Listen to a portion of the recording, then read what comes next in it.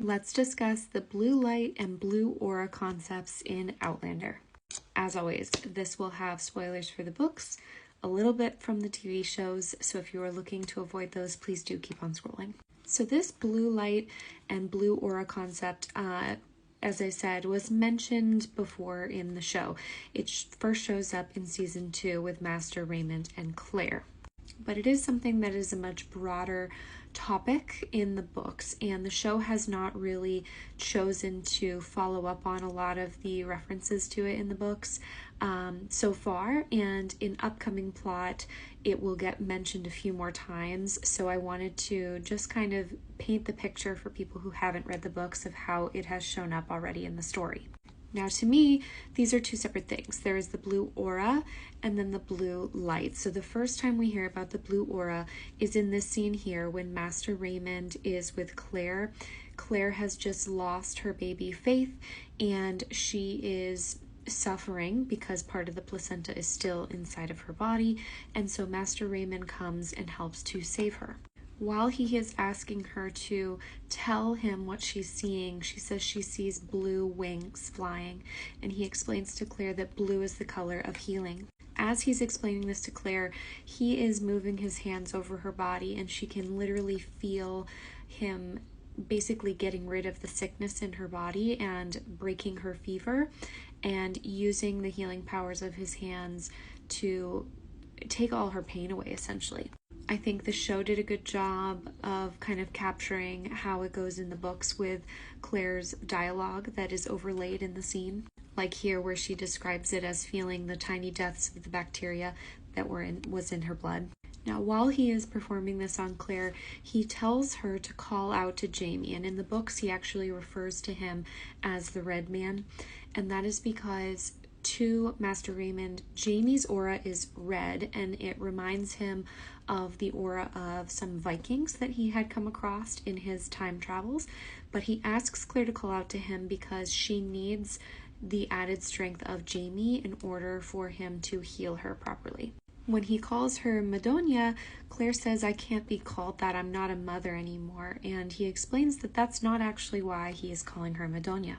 It's not because she is with child, like she assumes, and he tells her that everyone has a color around them like a cloud, and that hers is blue, like him. He also says it's like the Virgin's cloak, meaning Mary, Mother of God. And as he prepares to leave, he tells Claire that he will see her again, and because we know he's a time traveler, I think he has very distinct knowledge that this will, in fact, happen. Another thing I loved, and I don't know if this was intentional, but I do hope it was, is that in this scene in the episode La Dame Blanche, and when Claire and Jamie are in this room, the whole room is kind of washed in this very romanticized blue hue, and I like to think that that's purposeful to kind of subtly nod to Claire's blue aura. Now, the other time that we've heard about this blue aura is in the novella The Space Between, which is a novella about Joni McKimmey and her experience traveling to France. And in that novella, the Comte Saint-Germain reappears in Paris, and he explains at one point that he actually saw Claire's blue aura very briefly when he was in the king's chamber right before he dies. And he also, in the novella, is with a woman named Madeline in a brothel, and he can see her blue aura when he touches her.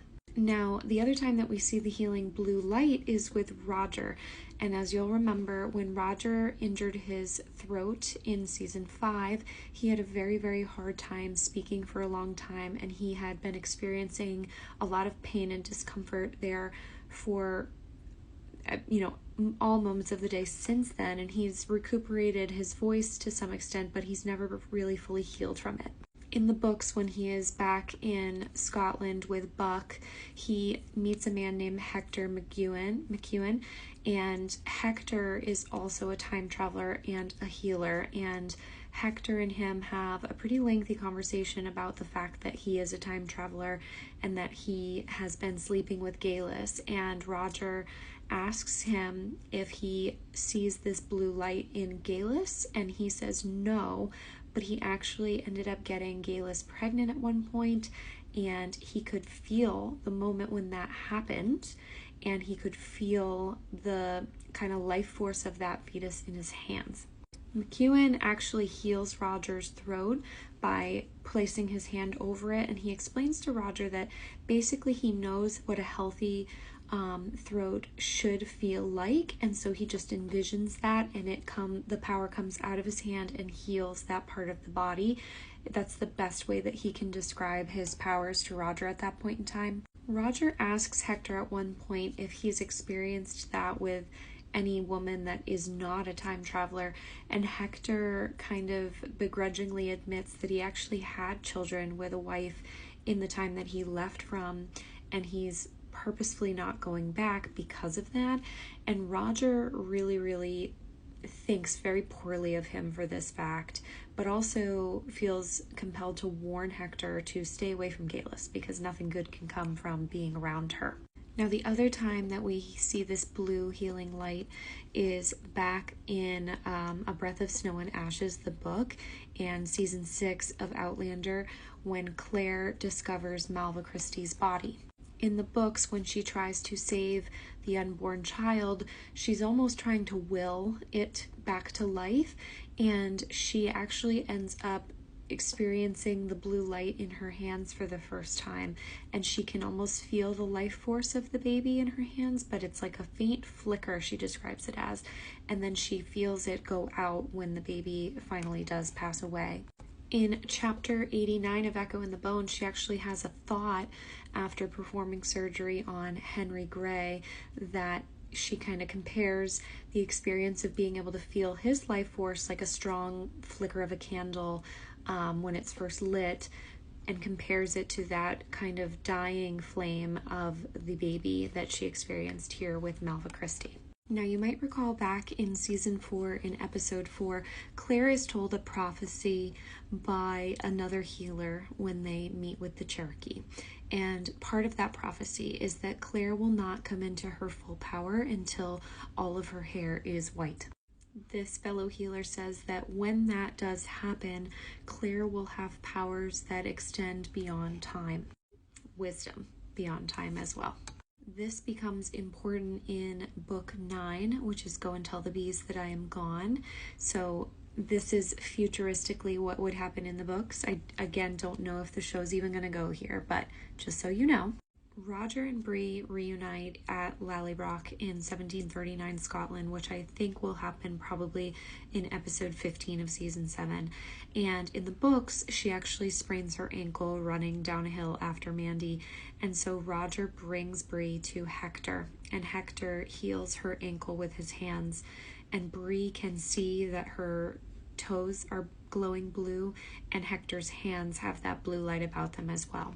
In book 9, Go and Tell the Bees That I'm Gone, Roger and Bree tell Claire about Hector and that power that he has to heal, and Claire becomes very committed to trying to figure out how it works within herself, because she recalls obviously that she's had that experience with the blue light with Malva's unborn child. In Go and Tell the Bees That I'm Gone, she actually is able to use her own blue light healing powers to save a baby, but it's important that she needed Jamie's physical and emotional presence in order to do that, which brings us back to that scene in season 2 where she calls out to Jamie in order for Master Raymond to help heal her. So it's very much part of her process that Jamie's strength bonds with hers in order for her to fully heal people. Later in the book, she also uses that blue light again to heal Jamie on King's Mountain, and that time she has both Roger and Ian with her, so it's thought that she probably bonded with them because they were touching her and Jamie at the time, but she's able to channel her healing powers in that scene with Jamie as well on King's Mountain.